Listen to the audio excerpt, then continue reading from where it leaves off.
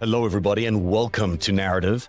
Donald Trump continues to talk about war with Europe. You are not going to use military or economic coercion? No. Elon Musk is doubling down on his support for Germany's neo-Nazi movement, and Mark Zuckerberg says he's all in on Musk and Trump's march on Europe. We're going to work with President Trump to push back on governments around the world that are going after American companies. We'll go to Brussels tonight for a temperature check as a confrontation looms between America and Europe.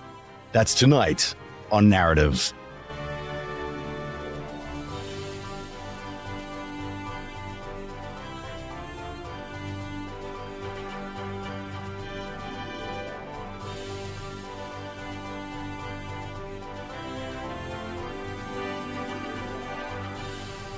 On May 7th, 1945, German officers signed their surrender in a schoolhouse in France, and with their signatures came the end of the German Reich.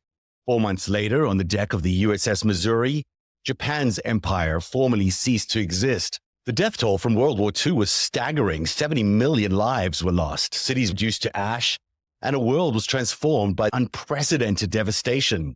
From the horror of concentration camps and the bombings of Hiroshima and Nagasaki, the seeds of a new beginning were planted. The era of imperial powers was over, we thought. German Chancellor Olaf Scholz says EU leaders are baffled after U.S. President-elect Donald Trump refused to rule out military action to gain control of Greenland. He's also set his sights on the Panama Canal, claiming the US will take control of the crucial shipping lane. Canada is also on Trump's wish list. He wants to absorb the northern neighbour. Trump has made these territorial claims before, but this time things are different. Front page headlines echo similar sentiments in Canada, where they say Trump is no longer joking about making Canada the 51st state. And the leaders of Greenland were taken aback by a personal visit from Donald Trump's son. Donald Trump Jr. touched down in Greenland's capital Nuuk this week, supposedly on a tourist visit. We're here in Nuuk, Greenland. This is the founder, 1721. That yellow house with the red top was his original spot. That's where he moved. This is where it all started out here. Just incredible scenery. Denmark's Prime Minister says Greenland's future is for Greenland's people to decide. So what's changed in the 6 years since Trump first challenged Greenland's independence? Well, quite a lot has changed.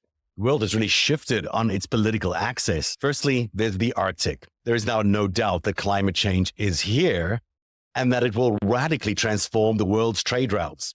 Now, the Arctic Council is comprised only of the countries that border the actual Arctic region. That includes Russia, Canada, Greenland, and it includes the United States if you include Alaska. However, Alaska has long been a target of Russia's ambition. In fact, they've made it pretty clear that they want Alaska back. That leaves America particularly unrepresented in the Arctic Council, hence their ambitions around Greenland and Canada. It's this situation in the Arctic that has really opened the door to all this imperial jockeying by the incoming administration. But it's not the only reason that the empire is making a comeback. In Ukraine, where Russia continues its relentless attacks, millions have died amidst Vladimir Putin's vast imperial ambitions. China, too, has long expressed its territorial interests over Taiwan and the South China Seas.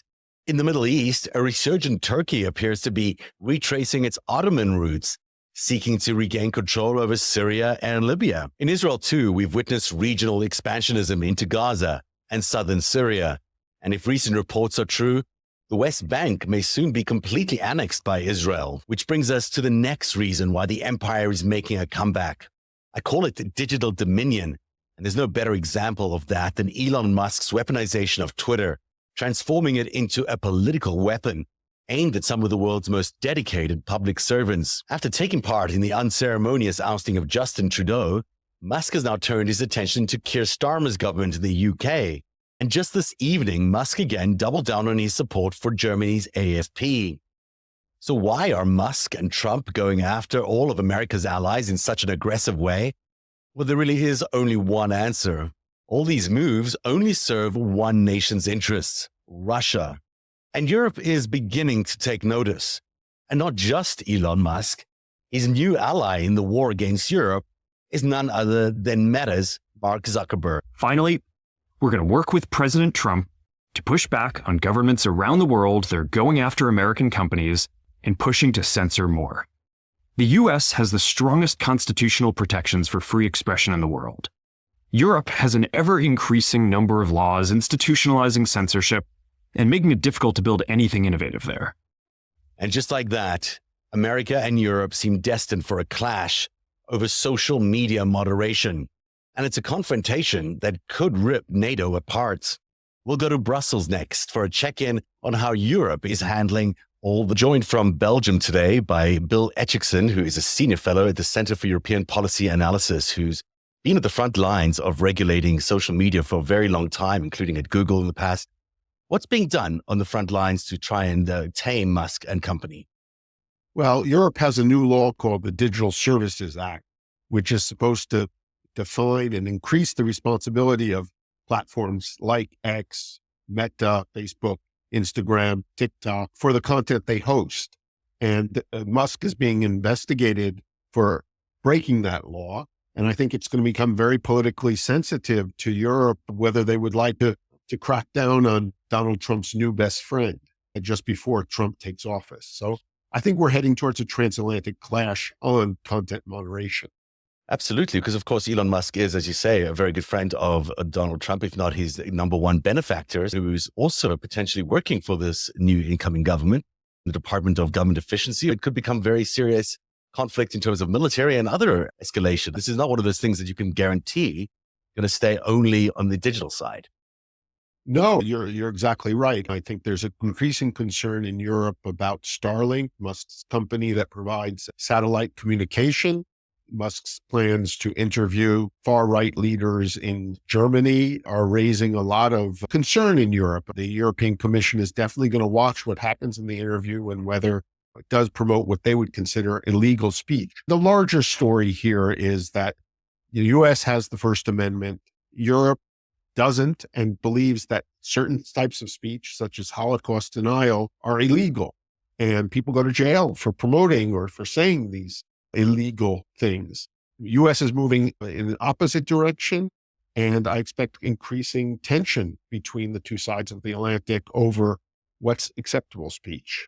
There is evidence that Musk is operating really as a asset of some sort of Vladimir Putin, and that we're looking at something here that is a weaponized social media platform that's being taken over by an adversary of democracy and an adversary of Europe. I don't think this is just a question about Elon Musk. I certainly have no insight into some of the allegations or what you're talking about with ties, Russian ties with Elon Musk. But we do have in Romania TikTok and Russian meddling. The Romanian government has officially accused Russia of abusing and using influencers on TikTok to promote a far-right candidate. And it voided the recent presidential elections, which are going to now go to have to be redone. So I think this is a larger question about disinformation, about responsibility for platforms to control what and take responsibility for what's on what they're hosting. And Europe is increasingly concerned about the impact on their elections from Russian, Chinese meddling. And I think there's some commonality with concerns in the United States about the misuse of these platforms. In the broader context as well, you have Trump agitating against Canada, against Greenland, against the Mexicans, and also against Panama. Are we concerned about him using social media, and Elon Musk and even now Mark Zuckerberg has jumped on this bandwagon with Meta?